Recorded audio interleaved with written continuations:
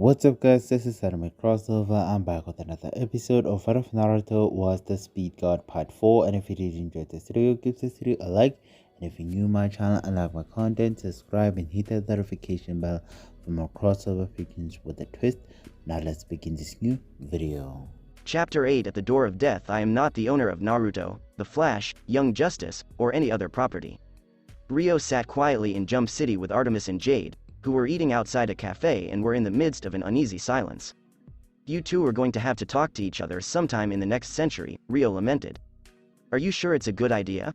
Artemis inquired. We just fought her a couple weeks ago. Have you still not told your team that I'm your sister? Jade jokingly said. I didn't ask you both to come here to talk about your family reunion, Rio explained as she gave them both numerous folders. I need you two to go through these files and find candidates for a team Batman is having me put together. Batman wants you to put together a team? Artemis inquired as she rummaged through a file. Like the one we're on, Rio replied, glancing at Jade as if to encourage her to stay quiet, but I'm not going to accept just anyone onto this team. You two have some of the best minds I know, and Jade here has a degree in psychology, so that helps with the profiling. Do you have a degree in psychology? Artemis asked her sister, surprised. How do you think I handle difficult missions? Jade inquired, smiling as she looked at the file on top. Are you sure you're up to this? Artemis asked her fellow blonde.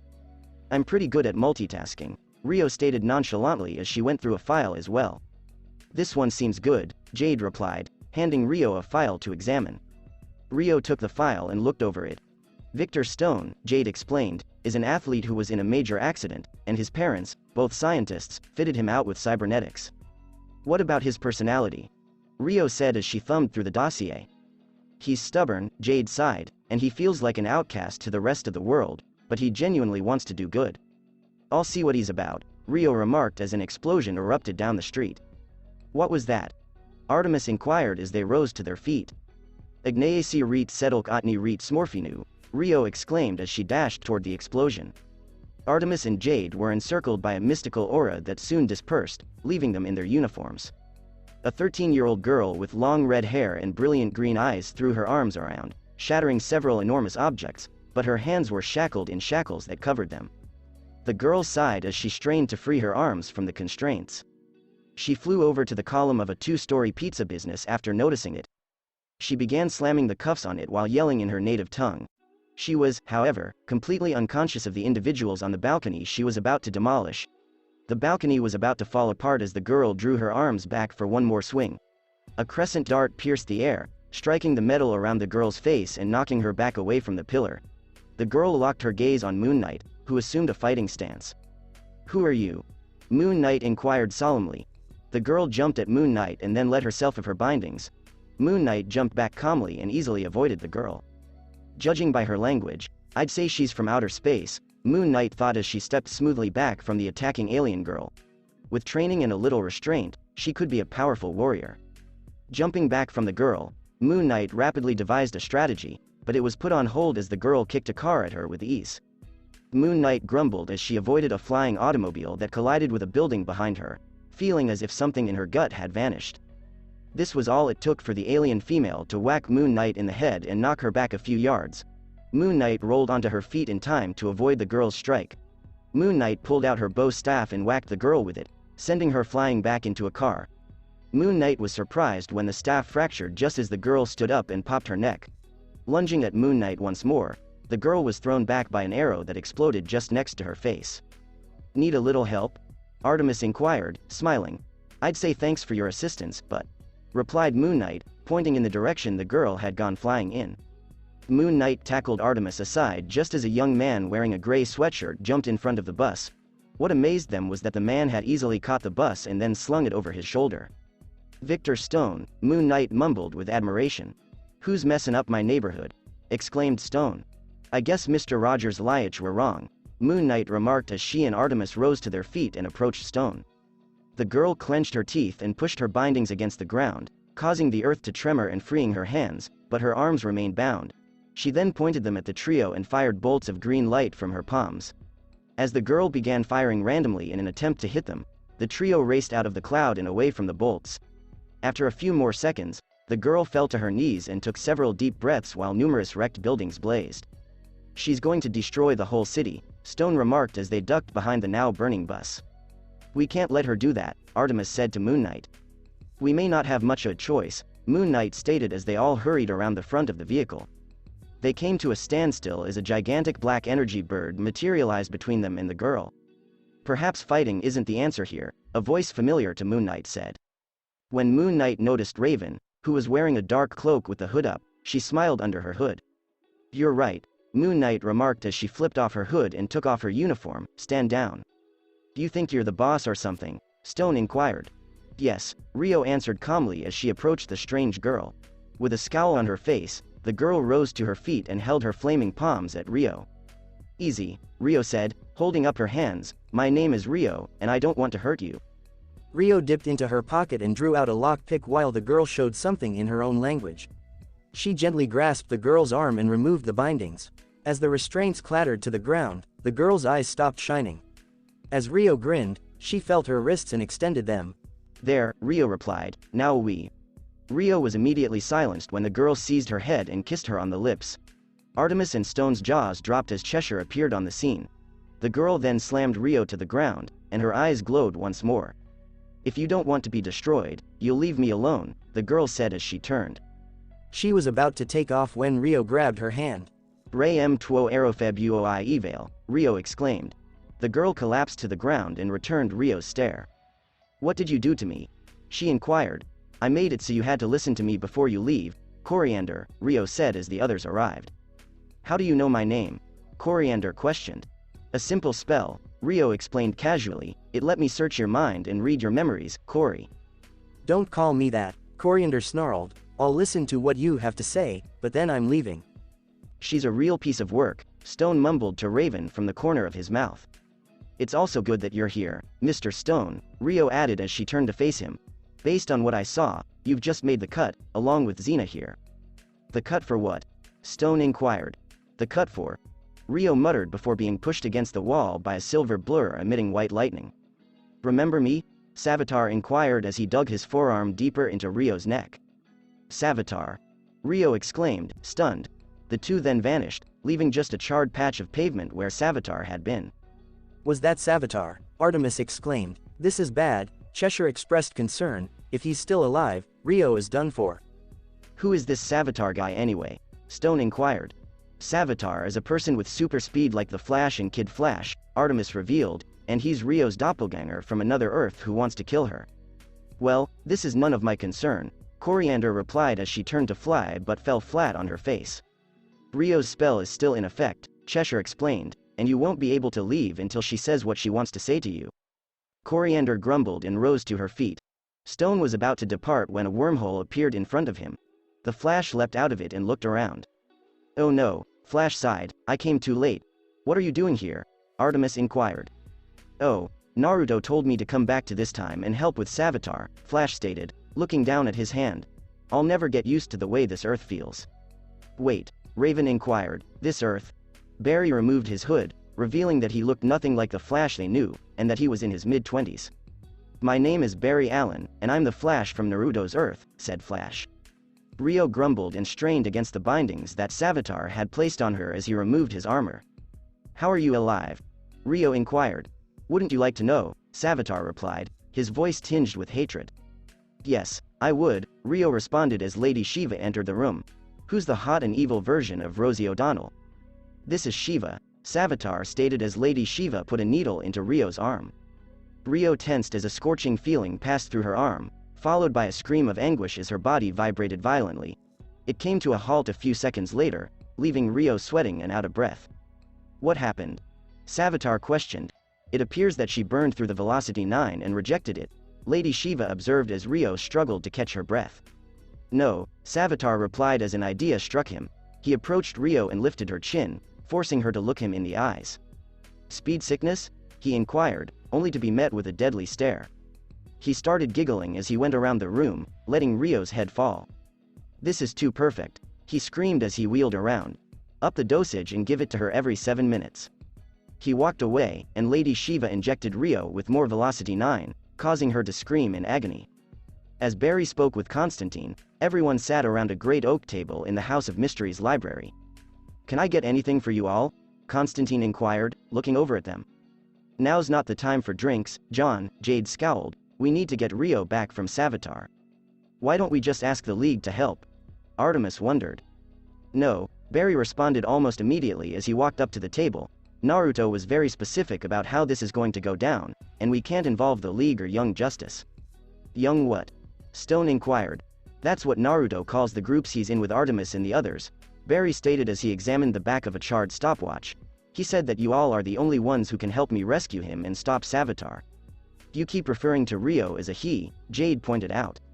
Oh, when he comes back to our Earth, Naruto, or Rio as you know her, becomes male again, Barry explained before pausing, and I guess I should be calling him Rio since I'm on this Earth now. Why does she even want our help? Coriander wondered. We don't even know her. Not now, Barry remarked as he gave her a photograph, but you all will. Coriander froze after picking up the photo. Before Artemis saw it, she showed it to Raven and Stone. Moon Knight was posing alongside Coriander, Stone, Raven, a boy with green skin, and someone who appeared like a humanoid bug in the photo.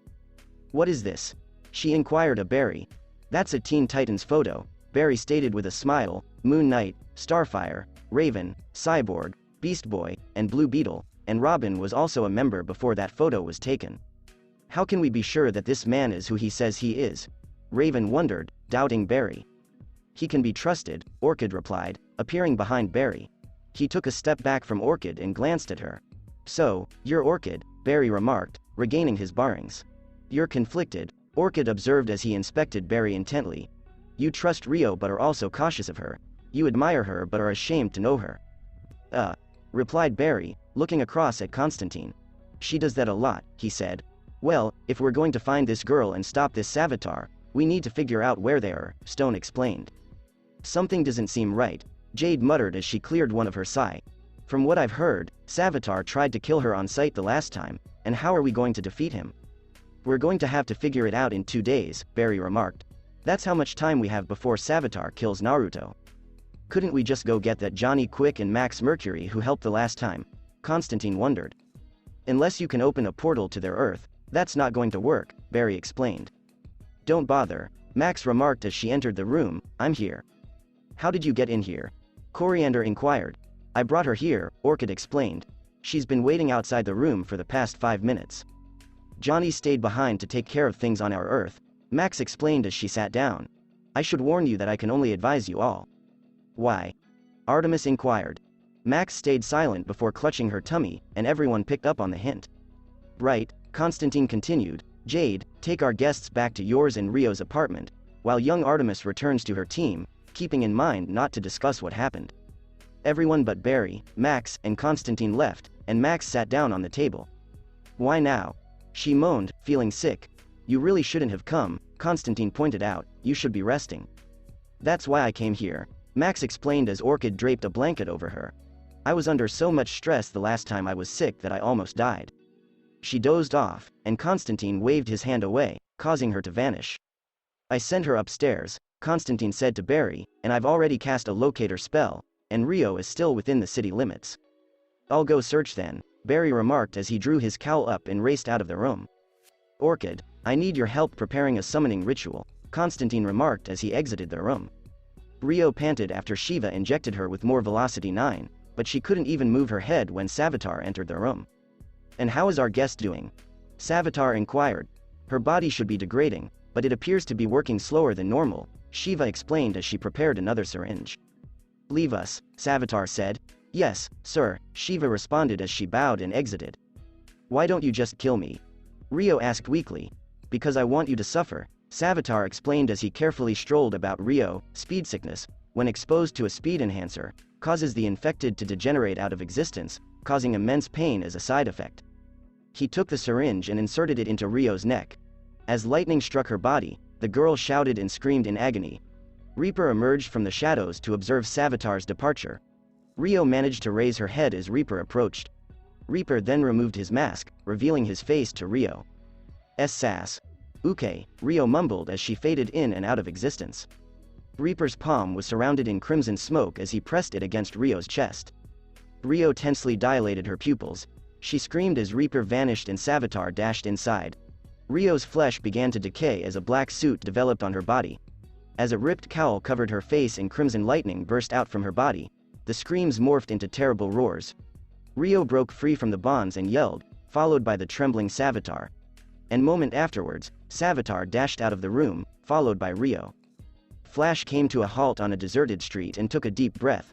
When he watched a streak of white and red race past him, his face turned horrified. "Oh, no," Flash exclaimed as he hurried after them. He was able to catch up to the Black Flash and tackle him, allowing Savitar to flee. Flash sped away from Black Flash as the other speedster turned around and yelled at him. "Why are we traveling like this?" Coriander wondered as they were all crammed into a minivan. "We can't really travel out in the open with the damage you caused," an irritated Jade stated as she drove through the streets. "Why didn't you just open a boom tube?" Artemis wondered. "I don't know how to," Jade grumbled. Flash was trapped to the bonnet of the automobile by the neck by a female black zombie version of himself as they approached an intersection. Cyborg extended his right arm and fired an energy cannon at the Black Flash, knocking her off her feet. Everyone hurried out of the car, and Artemis assisted Barry in getting out. "Naruto, you need to stop," exclaimed Flash as Black Flash stood up. "Is that Rio?" Raven exclaimed. Black Flash roared before turning around and racing away. Where did she go?" Cyborg wondered. Constantine stepped upstairs to the bedroom he had assigned to Max and opened the door. "Hey," exclaimed Constantine as Black Flash approached Max. He fired a magical beam at the speedster, who effortlessly avoided the strike, and then grabbed Max. Both vanished at the same time as red lightning struck Constantine, knocking him to the ground. Constantine grumbled and clenched his teeth as he rose to his feet. Johnny smacked Constantine across the jaw, and everyone rushed to detain the speedster. "You son of a bitch," Johnny shouted fiercely. "That was some right hook," Constantine muttered, rubbing his chin. "You left her alone with that thing," Johnny shouted. "Hey, calm down," Barry yelled as Johnny stared at him. "That thing that took her happened to be my friend, and I'm trying to figure out what happened to make her like that." "Do you think I care about your friend?" exclaimed Johnny as everyone battled to keep him under control. "She was pregnant, and you just let that thing take her." "Etarape's DNA and I arts are met," exclaimed a female. Everyone dispersed and was suddenly pinned against the wall. "You all need to get a grip," Zatanna stated as she approached the gathering. "If we're going to save Rio, we need to work together." "When did you get here?" Constantine inquired. "I cast a spell to alert me if anyone on the team was in trouble, and clearly, it was our dear leader," Zatanna explained. "E-Sailor met." Everyone who was restrained collapsed to the ground and gazed at her. "And you are?" Artemis inquired. "My name is Zatanna Zatara," Zatanna introduced herself, "and my father is Zatara from the Justice League." "So, how do we save Rio and Max?" Raven inquired. "Did Rio tell you anything else about this time?" Jade inquired of Barry. "Not really," Barry reflected. "All she really said was something about binding death." "What?" Coriander was perplexed. "I think he means enslaved death," Cyborg speculated. "Death is a biological attribute," Johnny explained. "It's not an actual person." "Well, not exactly," remarked Constantine, drawing everyone's attention to him. Reaper entered his dark and shabby flat and sat on the ancient couch. He took off his mask and hood to let the cool, dry air contact his face. He strolled over to a window, running his hand through his hair, and gazed out into the abandoned city of Pripyat. He felt something in his gut urge him to move, so he put on his mask before flipping up his hood and flying out like a cloud of smoke. That evening, "You sure about this?" Zatanna said hesitantly as everyone stood in front of a pentagram seal on the floor. "Not really," Constantine replied casually, "but this is the best chance we'll get." He struck a match and placed it in a bronze basin at his feet. The following little explosion made everyone to blink, and a man in his early 30s, dressed in a suit, popped in since the seal. When he spotted Constantine, the man turned around and rolled his eyes. "What is it now?" grumbled the man. "Do you need me to deal with more specters coming after you?" "No, I just want you to stand there and look pretty," Constantine answered sarcastically. "Who is that guy?" Cyborg inquired. "That is Lucifer Morningstar," Zatanna whispered, a little scared. "He's the devil." "Devil?" Artemis inquired, "as in the devil?" "Guilty as charged," Lucifer muttered as he donned the charm. "Are you throwing a party for me when it's not my birthday, John?" "Cut the shit out, Lucifer," Constantine grumbled. "We need something from you." "You always do when you summon me," Lucifer replied as he noticed Raven. "We need a spell to bind death," Barry explained. Lucifer gazed at Barry and Constantine as if they were crazy. "You wish to enslave death?" Lucifer exclaimed. "Are you bloody insane?" "You did it," Constantine remarked. "But I let her go after I quit ruling hell," Lucifer explained as he looked away. Did you give up? In disbelief, Jade inquired. I was bored, Lucifer remarked casually as he adjusted his tie. Torturing all those souls gets tiring after a couple million years. Look, are you going to give us the spell or not? Inquired Barry. Oh, I would love to, Lucifer remarked as he turned around, but I'm afraid I can't. Can't or won't you? Coriander inquired. Can't, Lucifer responded, motioning for everyone to turn around. They did so, and Artemis almost automatically fired an arrow square between Reaper's eyes, which had no impact because it passed right through him. Why? Why do you interfere with my mistress's will? Reaper inquired. Who is your mistress? Johnny inquired. He means death, Lucifer explained. My mistress granted her mercy, Reaper explained as he relaxed his arms at his sides. She saved her life. But that's not the life she wants, Jade replied as she took a step forward. She's already accepted that she's going to die and wants to spend what little time she has left the way she wants. Don't insist on knowing her like my mistress, Reaper snarled. My mistress has known her longer than you've been alive. She's my gal pal. Jade screamed as Reaper dissolved into smoke and pushed her against the wall. You may be her girlfriend, but I've known her much longer than you, Reaper stated before Johnny grabbed him and rushed away. I'll go after them, Barry said as he ran away. Are we going to stand here all night or eat something? Questioned Lucifer, leading Constantine to exhale an irritated sigh. Johnny glared at Reaper as he rolled on the ground, grunting.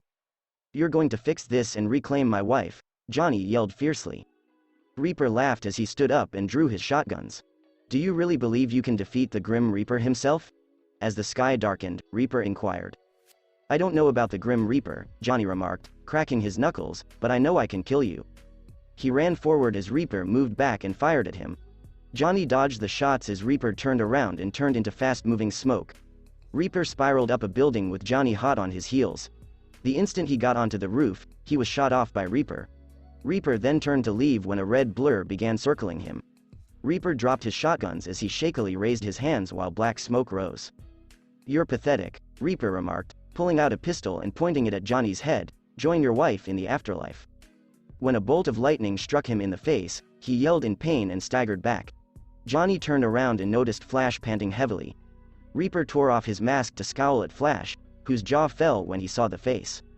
Sasuke Uchiha, Flash exclaimed, but you're dead. As the burn on his face healed nearly instantaneously, Sasuke scoffed. I was saved by my mistress, Sasuke explained as he aimed a rifle at Flash. She granted me this power on the condition that I bring her the souls who have escaped their final resting place. When I return to my world, I will utilize my abilities to exact my revenge on the person who murdered my parents. This is my brother. But why transform Naruto into that thing? Inquired Barry, taking off his cowl. Savitar is also one of my assignments, Sasuke explained as his mask rebuilt over his face. I transformed her into the Black Flash, an agent of the Speed Force, to capture and kill Savitar. She also desired to regain her speed. She doesn't, Barry remarked before Johnny passed him and tackled Reaper to the ground. He started strangling Reaper before transforming into a black smoke and appearing behind the speedster and putting him in a chokehold. You just don't get it, Reaper stated as he pushed Johnny aside. Those with speed require a being who can catch them in order to die. She was the only one who could use the Speed Force, thus she will be known as the Black Flash for the rest of her life. Reaper took off into the sky, and Barry went over to assist Johnny. Savitar took several deep breaths and let out a sigh of relief before a strangled and monstrous roar reached his ears. He began running as Black Flash caught up behind him and threw him against the wall. A few hours later, Coriander was awakened by a knock at the door, and she went to open it, finding an envelope on the floor, which she picked up and opened, looking at the piece of paper inside. A half hour later, will that really be enough to save Rio? Jade inquired. We should, Constantine answered as he went through the ingredients list. We have most of them here. Keyword being most, Cyborg stated as he was connected to a computer. There is one ingredient we're missing. What exactly is it? Raven inquired. A divine act. Crystallized forever, Constantine murmured as he sat down and scratched his brow. What exactly does that mean? Coriander inquired. When lightning strikes sand at just the right angle, it crystallizes in its exact shape, Barry stated. Then we can just make that ourselves, Johnny explained. Doesn't work like that, sighed Constantine. It has to be natural lightning, and that's extremely rare. I think I've got something, Cyborg stated as everyone stared. There's one such crystal in a private collection in Dayton, Ohio. Barry bolted from the house and reappeared a minute later, clutching a crystal. Is this what we require? As he tossed it to Constantine, who caught it, Barry inquired. It's too bad we need to actually damage this, Constantine stated as he stood up. Orchid and I will prepare the ritual. The rest of you, go do something until I call. I guess I'll just go get some sleep at home, Jade replied as she stood up. Would you like a ride? Brian inquired as he lifted her up bridal style and hurried out of the room. Jade fought to regain her composure after Barry sat her down in her flat. It's a little difficult for first-time passengers, Barry stated as he hurried into the back and emerged in civilian clothing. So, you're Naruto's girlfriend here? Yeah, Jade responded as she sat down as Barry walked to the refrigerator. Could you please tell me something? As he strolled back over to the couch, Barry grabbed out some sodas. What do you require? As Barry sat down after offering Jade a Coke, she inquired. Does Naruto ever discuss his home? I mean, our house, Barry inquired. Not really, Jade remarked as she sipped her Coke. She makes every effort to avoid that subject. I questioned her once, and she became depressed, and I later heard her crying in the toilet. I can only imagine, Barry replied, peering out the window. Naruto was my best friend. Our parents died in similar circumstances. Hers to Savitar, and mine to the reverse flash of our reality. Not to mention that his wife died not long before he arrived. Was Rio married? Jade inquired, surprised. Yeah, Barry remarked as he sat down and glanced at the floor. Mina Dewan. On our planet, she was a physicist and neurobiologist. She was the first person to whom Naruto opened out after being adopted. Instead of declaring him insane, she attempted to understand him. She even stood by his side when his adoptive father committed suicide and his adoptive mother was diagnosed with Alzheimer's. I never knew she had it so hard, Jade murmured as she averted her gaze. My entire family, except for my sister, is a bunch of criminals, and I've never heard of anyone going through so much pain. It probably makes it worse because he left 2 children on our planet, Barry remarked, pulling out a different photo from the one he had shown them the day before. I had no idea she was even a parent, Jade replied depressingly. Naruto has this bad habit of thinking that he needs to prove that he can do everything by himself, Barry continued. He feels like it's his responsibility to rid the world of crime to make sure that no one can be as hurt as he is. As Barry spoke, Jade reflected on her time with Rio and realized something. She buried her face in her hands and cried, her hair hiding her face. That evening, so, is this it? Artemis inquired as they examined Constantine and Orchid's tiny setup. Yes, Orchid answered monotonously, all that's needed is the blood of the person who wishes to bind death. I'll do it, Raven stated as she moved forward. No, Cyborg replied as he took a step forward, I'll do it. I can spare some of the last blood I have left. I'll do it, Coriander stated as she moved forward. It's probably going to take someone with great strength to handle death. How about you just do it? The longer we waste here, the less time we have to save Max, Johnny grumbled. Very well then, Constantine remarked as the 3 approached him. Constantine took out a huge knife and slashed both of their arms, the blood dripping into the bowl they were standing over before they tied up the wounds. Constantine took a long breath and glanced at the spell he needed to read. Te nunc invoco, mortem, Constantine said. Everyone was taken aback as the entire home began to shake violently. What the heck is going on? Yelled Barry above the tremors. Te in mea potestate defixi, Constantine recited warily as books fell from the shelf and the floorboards creaked, nunc et in aeternum. The shaking abruptly ceased, and it was strangely peaceful. Hello? Death? Constantine inquired cautiously. Are you fucking serious?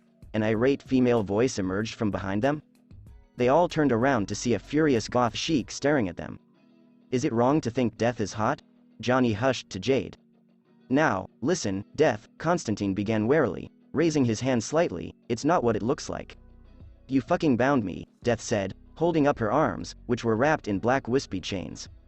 For good reason, Cyborg said, just hear us out. How about jalapeno nachos?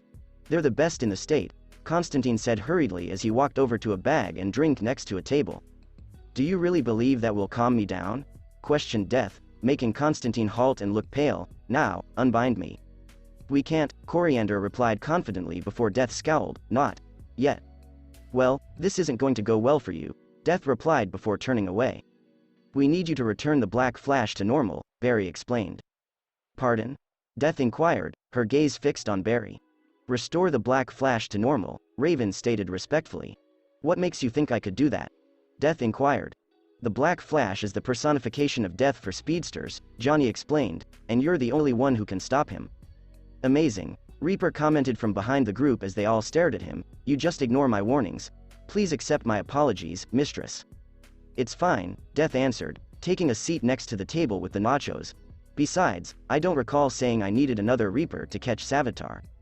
"I thought it was the best choice of action," Reaper stated. "I don't doubt your logic," Death replied as she grabbed the nachos from the bag and began eating them. "What I question is your reasoning that you actually needed someone else to catch Savitar." "Please forgive me, mistress," Reaper murmured as he approached the chair and knelt before Death. "I can't control Black Flash because that's the Speed Force's responsibility," Death explained as she ate a nacho, "but I can tell you how to get her back to normal." "Tell us," Jade murmured before Death locked her gaze on her, "please." "When Black Flash is created, the host loses their reason and memories," Death stated as she sipped her drink. "In order to save her, you must get her to remember who she was before she became Black Flash. By the way, I recommend that you hurry. The other speedster she stole is nearly dead." "Where are they?" exclaimed Johnny as he took a step forward.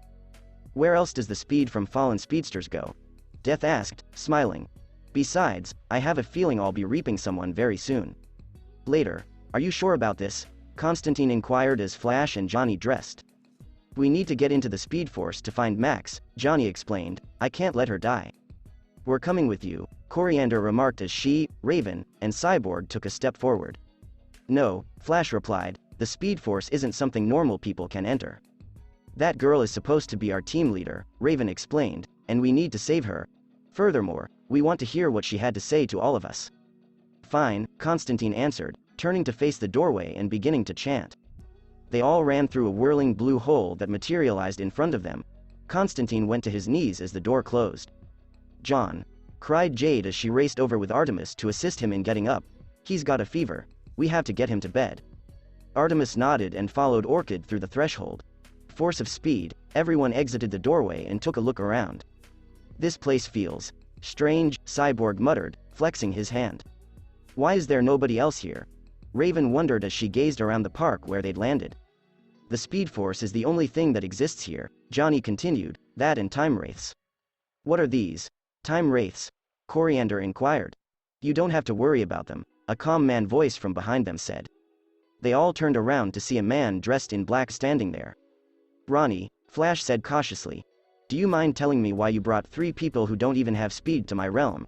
Ronnie inquired. "We're here to find my wife and return the Black Flash to normal," Johnny explained. "I see," Ronnie remarked, "the answer to both of your requests is no." "What?" Coriander inquired. "I cannot allow you to do either of those things," Ronnie stated gently. "Listen," Cyborg said, pointing his arm cannon at Ronnie, "whether you like it or not, we're going to do what we want, so move out of our path." "I'm afraid that's a bad decision," Ronnie commented when they heard a thunderous roar. As Black Flash yelled at them with her back to Ronnie, the group was pushed off their feet and looked up. "Naruto," Flash whispered. A black energy blast from Raven's palm then threw Black Flash back, giving them ample time to climb to their feet. "You guys go find Max," Cyborg replied, "and we'll hand this thing over." "But she's too fast for you all," Johnny replied. "We just need to hold her off long enough for you guys to find Max and get out," Coriander remarked as Raven surrounded Black Flash in a black energy dome. "Get going." Flash nodded and rushed away with Johnny. Black Flash smashed through the dome, and the remaining members of the fighting group took postures. Before she and the others charged at each other, Black Flash roared. Returned to Earth 16, Lady Shiva hesitated as she was about to leave her lab, then looked around to realize that there was nothing there. She walked out, the door shutting behind her. Reaper appeared in the room and proceeded to a stone box. He removed a sparkling stone from it and placed it inside his cloak after opening it. "Are you going somewhere?" Savitar inquired from within his armor. Reaper dissolved into smoke and soared out of the vents to the building's top. He reconstituted by drawing his shotguns and firing at Savitar, who arrived behind him. Reaper changed into smoke against the speedster, temporarily blinding him, and flew down the building. Savitar chased him down before sprinting around the smoke and enclosing it in a vortex. Reaper was forced to reconstitute and fell to his knees before Savitar seized his neck. They then ran through the Speed Force, eventually arriving in Antarctica and hurling Reaper through a glacier. Reaper growled as he fell to the frozen surface, dwarfed by Savitar. "You're as pathetic as your friend, Uchiha," Savitar snarled as Reaper tried to flee, only for Savitar to seize his leg and slam him into the ground again. They then raced back through the Speed Force and emerged in the middle of a crowded metropolis street. As Savitar hurled Reaper into a car, wrecking it, people screamed. "Give me back the stone," he yelled. Reaper chuckled as he reached into his cloak for a bomb to plant on Savitar. He managed to flee just as the bomb went off by turning into smoke. Space seemed to bend around Savitar as he was drawn into a singularity, and he vanished shortly before the singularity detonated, destroying the surrounding street. As Superman approached, Reaper took several deep breaths and glared him down. "Who are you?" Superman questioned. Before tossing the stone to the Kryptonian, Reaper went into his coat and pulled out the stolen stone. "Make sure that gets to John Constantine," Reaper advised. "Tell him it's the only way they're going to be able to stop Black Flash." He then transformed into smoke and fled into the air, leaving Superman to gaze at the brilliant white stone. "Return to the Speed Force. I can't get a shot," exclaimed Cyborg as Koriand'r fired green bolts at the fleeing Black Flash. "Azareth Metreon Zinthos," yelled Raven as two massive black claws from her hands closed in on Black Flash. Cyborg fired when Black Flash came to a halt, but was taken aback when Black Flash appeared square in front of him. She snatched his arm and flung him through a tree. Koriand'r exclaimed, "Cyborg," before being struck by crimson lightning and hurled back. Before the Black Flash could reach Raven, she enveloped herself in a sphere of black energy. As Raven vanished beneath the ground, she punched the sphere, causing it to fracture. Just as the three faded from view, a jet of green light struck Black Flash in the back. Flash and Johnny were running around the hospital rooms seeking for Max when Barry glanced through a door window. "In here," he exclaimed as he dashed inside. Johnny approached him and promptly checked on Max, who was asleep. "We're good," Johnny remarked with a breath of relief, "she's alive." Raven, Cyborg, and Koriand'r emerged from the shadows, tired. "We held him off for as long as we could," Cyborg said. They looked toward the entrance after hearing a monster roar in the distance. "I'll distract Naruto while you all get back to Earth," Flash promised. "Are you crazy?" shouted Koriand'r, "you're going to get yourself killed?" "I have to try," Flash remarked as he approached the door. "Besides, I think I know how to get through to him." He bolted from the room as he noticed Black Flash looking in the opposite direction. "Hey, Naruto," exclaimed Flash, prompting Black Flash to look around. "You want a race?" He started running, and Black Flash growled before chasing him. They sprinted around the hospital before exiting through a swirling blue vortex. "So, how are we all going to get back?" Koriand'r was asked a question. "I could take you all back one at a time, but that's time we don't have," Johnny explained. "Necronom has Beric Mordix," Raven said, her eyes glowing as she raised her hand to the wall. A swirling blue gateway appeared against the wall, and everyone turned to watch Raven rush to the portal. "Come on," she exclaimed. While Koriand'r and Cyborg fled into the vortex, Johnny grabbed Max and sped through. Raven followed behind her, the gate closing behind her. Earth 16. Raven jumped out of the portal, landing on her face. Koriand'r assisted her as Johnny assisted the now awake Max to her feet. "I'm fine, Johnny," Max remarked as she stood up on her own. "I just had a nap." "Max, how long have you been asleep?" he inquired. "Only a couple minutes," Max murmured, rubbing her eyes. "Does anyone want to tell the crazy lady that she's been sleeping for about 2 days straight?" Cyborg inquired. 2 days? Max said in surprise, "But I only fell asleep a few minutes ago." Flash ran out of a spinning blue portal, panting and clutching his legs. "What happened to you?" Raven inquired. "I just raced Naruto to the end of time," the weary Flash explained. "What I tried before that didn't work." When they heard a familiar roar, they all froze as Black Flash materialized in front of them. When Black Flash removed his cowl, they all took fighting postures, with Johnny getting between Black Flash and Max. "Naruto, it's me," Barry stated cautiously. "It's Barry." As Barry brought out a photograph, Black Flash yelled. He tossed it to the ground and swiftly returned as Black Flash went to investigate.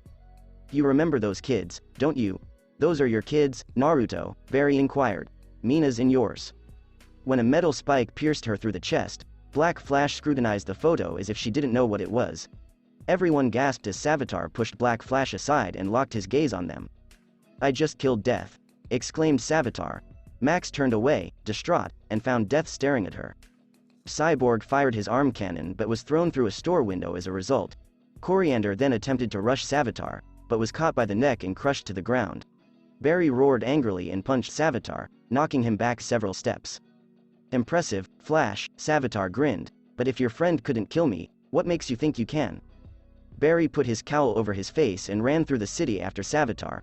Flash clenched his teeth as he sought to catch Savitar when the armored speedster abruptly came to a halt and clotheslined him. As Savitar put his foot on the hero's head, Barry flipped back and crashed hard on his face. When a bang rang out, Savitar exclaimed, "Goodbye, Barry Allen." When Savitar turned around, he saw a black cloud of smoke grab him and force him off Flash. The smoke led off of the speedster and rebuilt beneath him as Reaper, who was enveloped in swirling black smoke. He drew his pistol and fired. Before Savitar began rotating and drilling into Reaper, what appeared to be innumerable afterimages fired crimson lasers alongside the pistols. Fortunately, Reaper avoided damage by turning into smoke while Savitar spun at terminal velocity toward the ground. As his smoky figure hovered over the water, he plowed into the waters with Reaper. Savitar soon rushed to the surface of the water, and Reaper after him. They accelerated towards land, and Savitar phased through a cruise liner, causing it to explode and scatter Reaper, who was only feet away at the time. "Are you okay?" Max said as she examined Coriander. Johnny cast a glance beyond Max and pushed her out of the way of Savitar, who had him by the neck. "Johnny!" Max screamed in terror. "I finally get my hands on you," Savitar hissed as Johnny gasped for air. Max wanted to get up to help Johnny, but her stomach churned with unbearable anguish, forcing her to sit and watch while Savitar performed what she dreaded the most. Johnny's body went slack with a single rapid motion and an audible snap. Flash had just arrived on the scene and was in disbelief while Raven, Cyborg, and Coriander gazed on in terror. Savitar rejoiced as Johnny's body slumped to the ground. As everyone looked at when Black Flash was flung, the air suddenly seemed to get hotter. She was getting to her feet as red lightning struck her. The sky darkened and Black Flash hissed before roaring as a bolt of lightning struck her. "Savitar," shouted Godspeed as he flew out of the lightning and smacked the evil speedster across the face. The resultant contact created a massive shockwave that not only shattered windows and flung Savitar into the air, but also separated the clouds in a straight line that traveled around the planet. Godspeed yelled angrily as he swung around and smashed his fist into the top of Savitar's skull, leaving a large crater that toppled countless buildings. Godspeed's following strike was caught by Savitar, who pushed the white speedster back. They exchanged glances before driving throughout the city, wreaking havoc in their wake. Coriander exclaimed, "They're going to destroy the entire city. Then I guess it's good that we have a plan," Constantine stated as he came out of a doorway. "What plan?" Stone inquired as Raven assisted him in exiting the store. Constantine smiled as he held up a bright white stone. "Where did you get this?"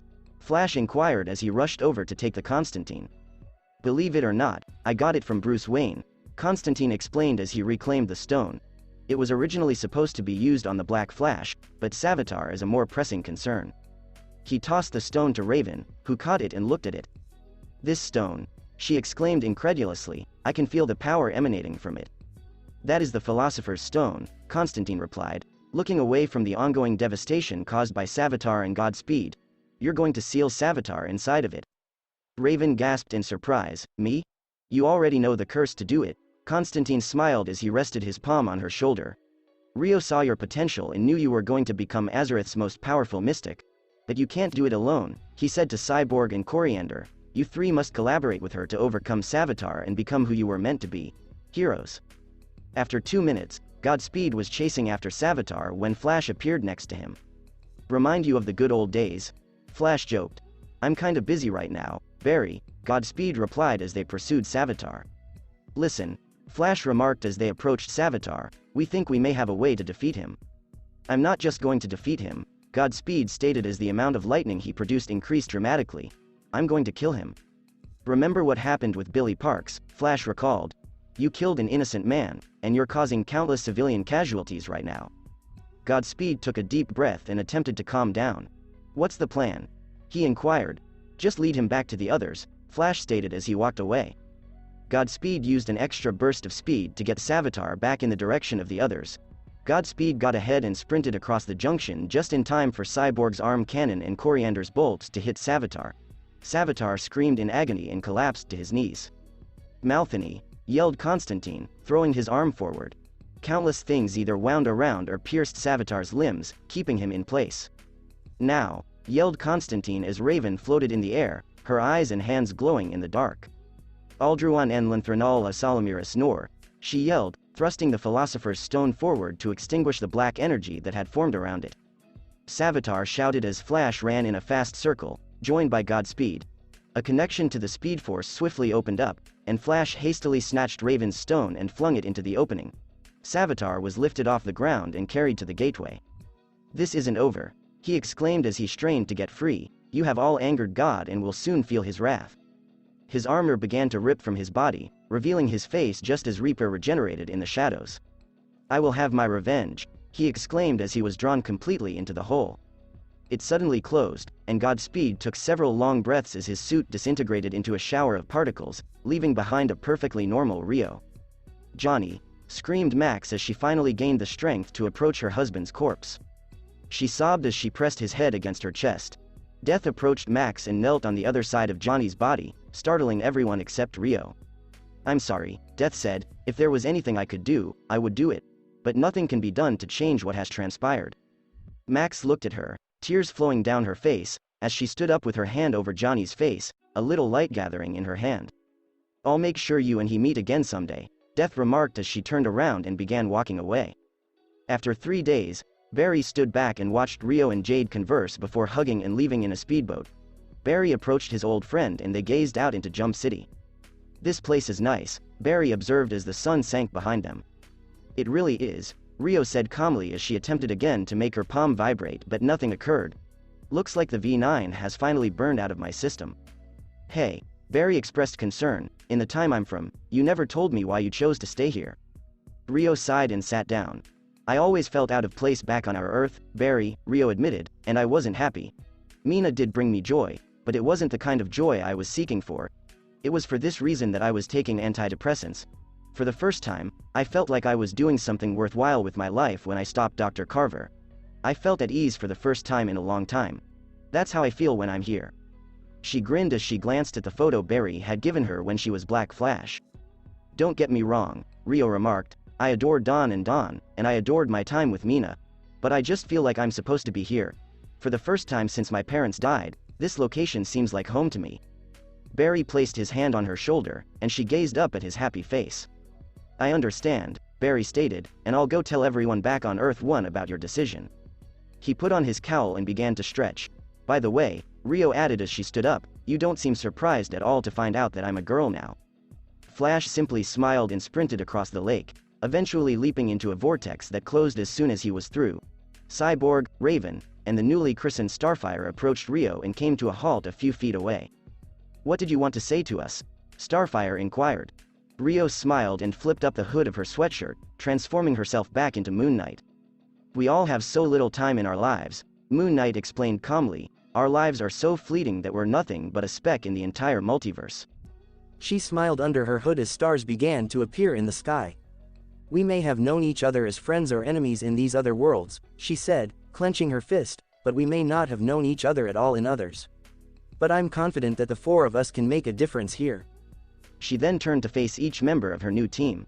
"We all have something that makes us unique," she stated, "whether it's cybernetics, magic, alien abilities, or being possessed by an ancient god. We all have the ability to change not only our fates, but the fates of everyone around us. If you'll let me, I promise not only can I help you all, but we can also aid those we care about and others out there." Moon Knight bowed her head and let out a tiny chuckle as all 3 nodded. "Well, then, let's show the world what the Teen Titans are made of," Moon Knight stated as they all entered the massive T-shaped structure on the island where they stood. "Watch her," Death whispered to the kneeling Reaper behind her as they gazed off towards Titan Tower. "Your job is to observe her while carrying out your other duties until further notice." Death tenderly caressed her left ring finger as Reaper transformed into smoke and floated away. "This place is amazing," said Starfire as she went around the penthouse of the Teen Titans Hotel. "Well, I thought this would be a nice place for some team building exercise," Rio explained as she placed her luggage down. "Dibs on the master bedroom," said Cyborg as he made his way to the room. "Pot's me," Zatanna replied as she walked in. Cyborg tumbled to the ground after colliding with an invisible wall. "Sorry," Rio sheepishly confessed as Raven slid up behind her. "I promised Zatanna she could have it since she's new to this whole hero thing." "Why are we really here?" Raven inquired as she glided up to the kitchen. "We can't just come here for a nice team building exercise?" Rio inquired. "You told me this was a vacation from the JLD," Zatanna explained.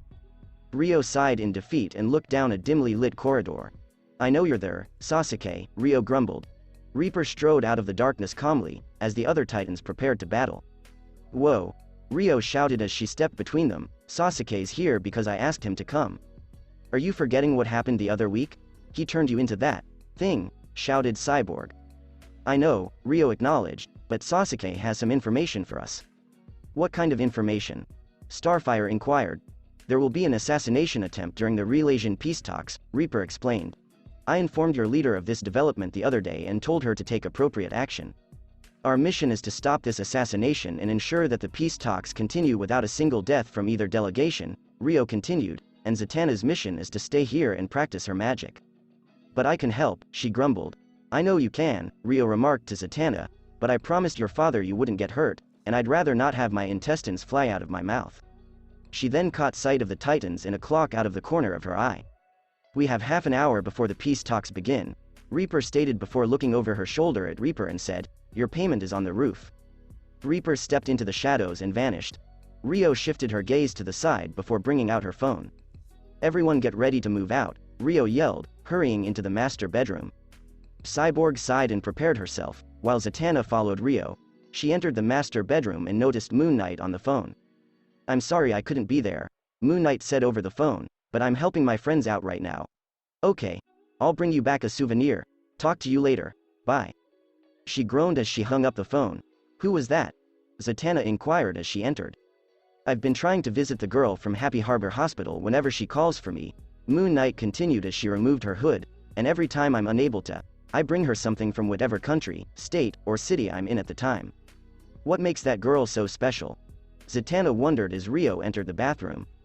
"She's the doppelganger of my ex-wife from Earth 1, Rio explained as she splashed water in her face. "Before, I just visited her because I was checking up on her, but then I screwed up a ritual that was supposed to fix whatever shit Savitar had done to her, and now she only has a few months to live." "You did what?" yelled Zatanna, furious. "We can talk about this more later," Rio replied, walking up to a bag on the bed and picking it up. "Just relax and practice your magic." Rio returned to the main room, and Zatanna narrowed her eyes before settling down on the bed and turning on the TV. A half hour later, "I need access to the Justice League's database and the exact height of the League of Shadows assassin known as Cheshire," Red Arrow remarked through his earpiece. "Checking," Calder said on the other end. "I can handle this, Calder," a female voice on the communicator remarked. "Jade is 5 feet 6 inches tall." "Who is he?" Red Arrow demanded fiercely. "Did I diminish Speedy's manliness by assisting him?" inquired the feminine voice. "How did you get on this call, Rio?" Calder inquired. "You guys really need to upgrade your systems to avoid hacking," Rio chuckled as what sounded like rushing air and missiles got more audible. "What's that ruckus?" inquired Red Arrow, peering out from behind the pillar where he was stationed. "Trying out some new tech," Rio explained. "Speaking of Jade, I really need to get back that necklace I left in the apartment after we broke up." Red Arrow sighed as he hung up the phone and activated the computer in his glasses, which showed him the height of every woman he saw before it picked up one matching Cheshire's height inside a newsstand. He drew his head back and pressed a button on the handle of his suitcase, causing the sides to fall off, exposing his bow.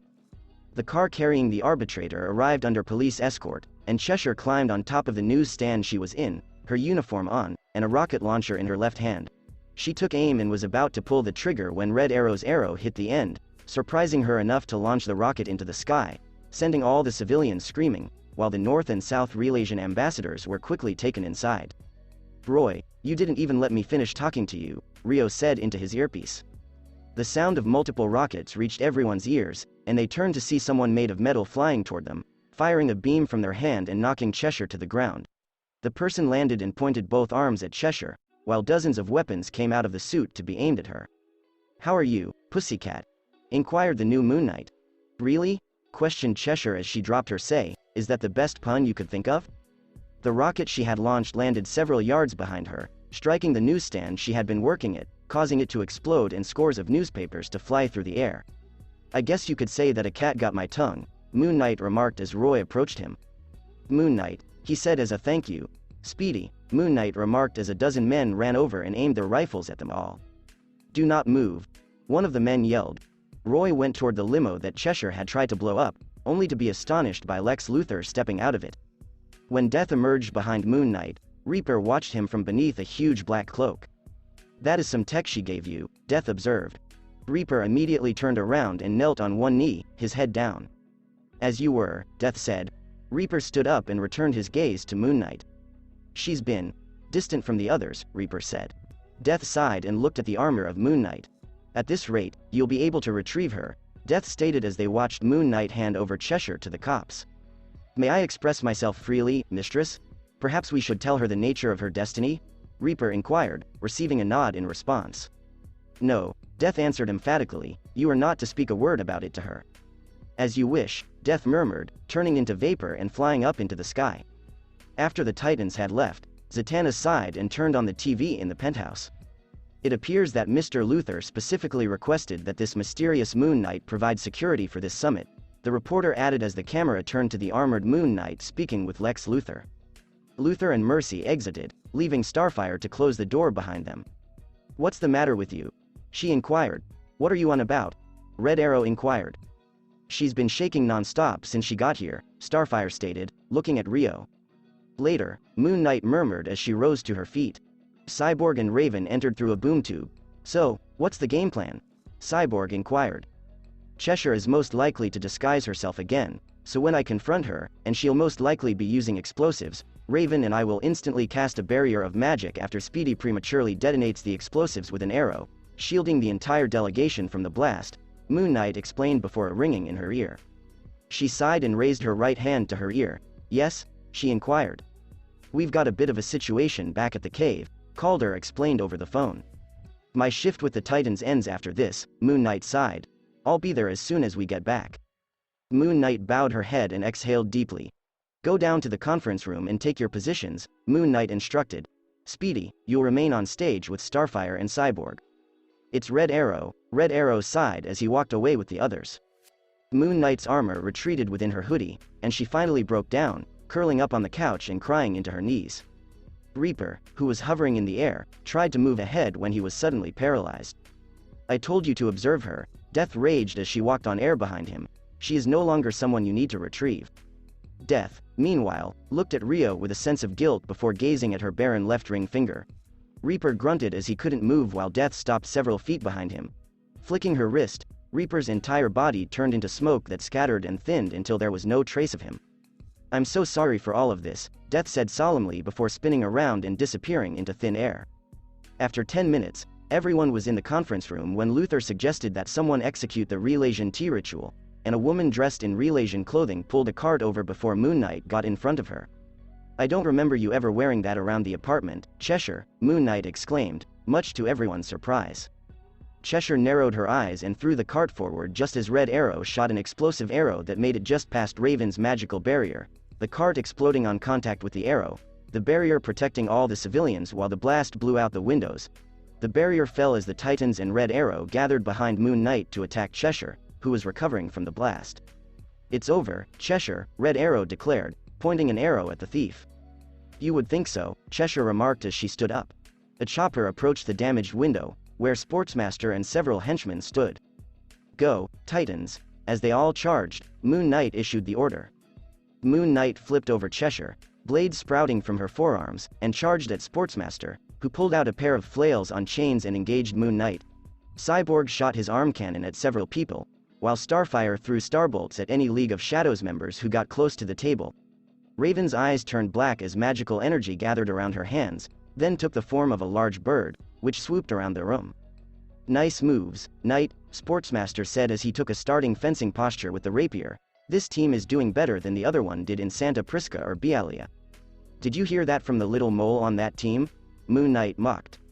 I don't know how you know about that, but it doesn't change anything, Sportsmaster remarked. Moon Knight, let us put an end to this, Red Arrow exclaimed as he fired an arrow towards the sprinkler system. Moon Knight's eyes glowed through her mask as she made several different signs with her hands. The water took the form of a dragon that swam around the room, scooping up every foot soldier of the League of Shadows. Cheshire landed in front of Sportsmaster and put on her mask before pulling out an explosive. Throwing at the water dragon, it exploded, covering everything in a thick smoke. What exactly are you doing here? Starfire inquired. Reaper was about to say anything when he turned around and rushed up to Moon Knight, who was holding her waist. Moon Knight moved her hand slowly and shakily, gazing at the scarlet liquid that coated it. About a minute ago, Sportsmaster pulled out a gun and fired just as Cheshire was about to detonate the device. Current time. Moon Knight looked Reaper in the eyes through his mask before collapsing to her knees and collapsing flat on the ground. "Hello, Moon Knight," Starfire exclaimed as she and the Titans rushed up to their fallen teammate. Reaper was grabbed by Cyborg and thrown against a pillar. "What have you done?" Cyborg demanded fiercely. "I did nothing," Reaper stated as he stepped back through the pillar and turned around. "That happened before I got here." Moon Knight was flipped over and Red Arrow checked her pulse. "We don't have a pulse here," he stated emphatically. Moon Knight unexpectedly jumped up into a sitting posture and gasped for air, surprising everyone. She climbed to her feet and headed for the hole in the wall, taking a big breath and taking off with her suit's autopilot on as she passed out inside it. A few days later, Moon Knight T0-1 recognized Rio entered the cave on crutches, supporting her waist with Ace by her side, to find the entire squad waiting for her. "How are you doing?" inquired newly christened Connor Kent. "Still in a lot of pain," Rio stated as she sat down and leaned on Ace. "Batman said to take it easy for the next couple of weeks, and I'm planning on it." "Well, now that she's here, we can finally begin," Calder stated as many screens appeared. "A few days ago, I found several boxes full of powerful and illegal drugs hidden throughout the cave." "What? How did they even get there?" screamed Wally.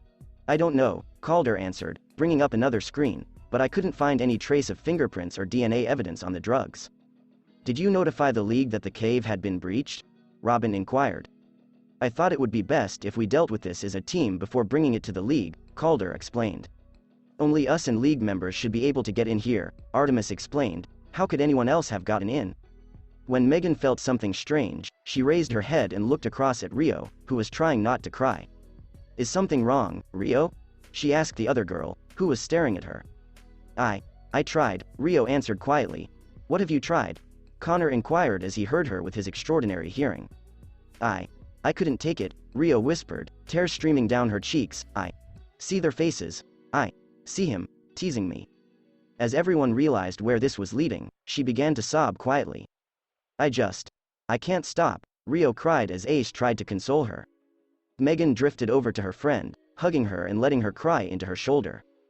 Death rested against the cave wall, watching events unfold, and when Rio began crying, Death looked away in humiliation and regret as Megan carried Rio into a bedroom to rest. "You saved her," said an elderly voice from behind Death. "I know," Death said, her voice tinged with guilt. "You changed her destiny yet again," Death remarked. "You know the rules." "Obviously," Death remarked as she turned and proceeded past the old man before coming to a halt. "It's just, I owe her." "You owe her nothing," the old man answered, "because you are one of the endless. One of the ones who directs everything in the cosmos. I don't need you to remind me, Destiny," Death growled fiercely before soon calming down. "You may have written her fate down, but she is one of the few that are outside of your sight. Only because you consistently keep her from her ultimate fate," Destiny speculated. "Could it be that you still harbor feelings for her?" Death turned around and smacked her brother across the face. "Don't you dare assume you know how I feel," Death yelled fiercely before turning aside and walking away. "Be careful, Mina," Destiny urged. Death clenched her hands at the utterance of the name. "Call me that again," Death spit out as she tossed Destiny a scathing look over her shoulder. "I dare you." "I'm just reminding you," Destiny replied, "that if you spill our blood, you're no longer one of us." Death averted his gaze and vanished, followed by Destiny seconds later. To be continued. That's it for this podcast. Thanks for listening to this video. If you did enjoy this part of the story, like, share, and subscribe for more. And thank you all for helping support, and have a great day.